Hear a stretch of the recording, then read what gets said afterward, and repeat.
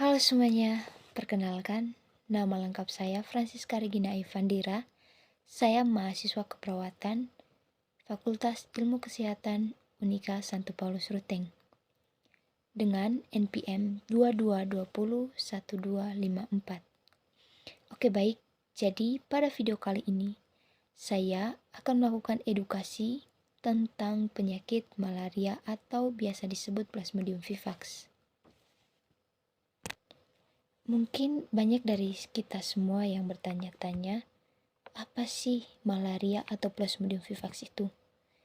Oke, jadi malaria atau Plasmodium vivax adalah salah satu dari 4 spesies parasit yang umumnya menyerang tubuh manusia.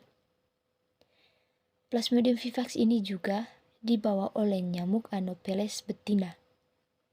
Jenis ini sering terjadi di daerah tropis dan subtropis, termasuk Indonesia.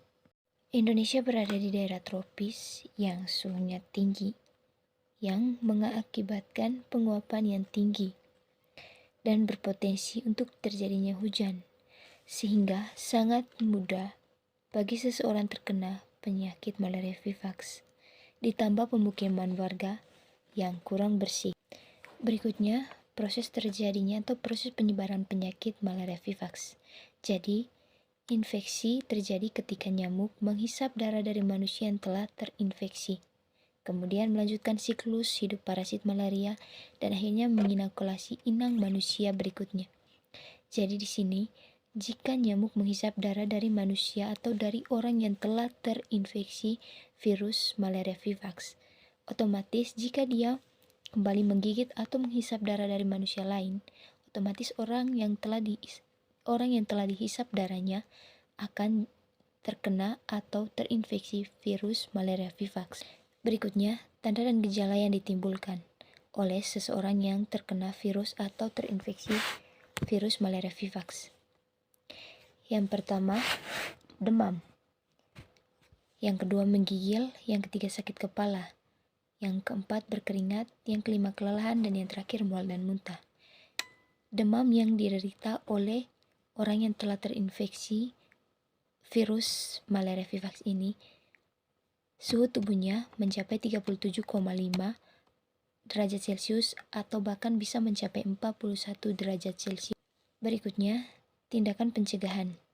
Tindakan pencegahan yang dapat dilakukan oleh seseorang agar terhindar atau agar dapat mencegah terjadinya penularan virus malaria vivax ini. Yang pertama, menggunakan kelambu ketika tidur. Ini adalah salah satu cara yang dapat dilakukan untuk mencegah kita terinfeksi virus malaria vivax ini. Lalu yang kedua, memakai pakaian yang serba panjang saat atau selama beraktivitas.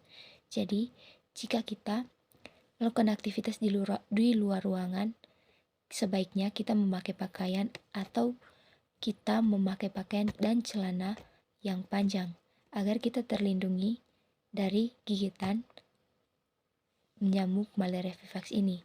Yang ketiga, menghindari meletakkan pakaian yang basah dalam rumah karena dapat menjadi tempat persembunyian nyamuk. Jadi, nyamuk malaria vivax sangat menyukai tempat yang lembab. Jadi, diusahakan bagi kita agar tidak menyimpan atau meletakkan pakaian basah di dalam rumah. Lalu, yang terakhir, menjaga kebersihan bak mandi.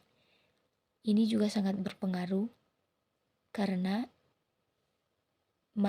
malaria atau nyamuk malaria vivax ini sangat menyukai tempat yang kotor.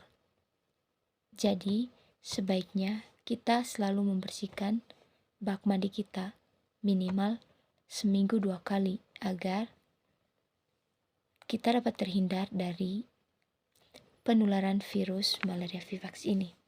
Lalu yang berikutnya, pengobatan yang dapat dilakukan jika seseorang sudah terinfeksi virus malaria vivax, yaitu Primaquine. Primaquine itu adalah salah satu-satunya obat yang tersedia untuk mencegah dan mengobati kekambuhan malaria Plasmodium vivax. Yang berikutnya, pemeriksaan penunjang.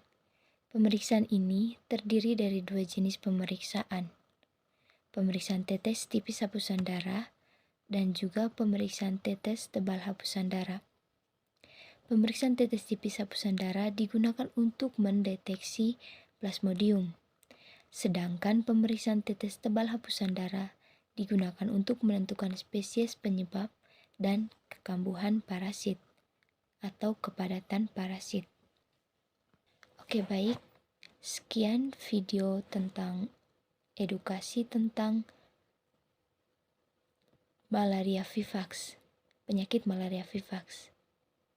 Semoga video ini bermanfaat bagi kalian semua.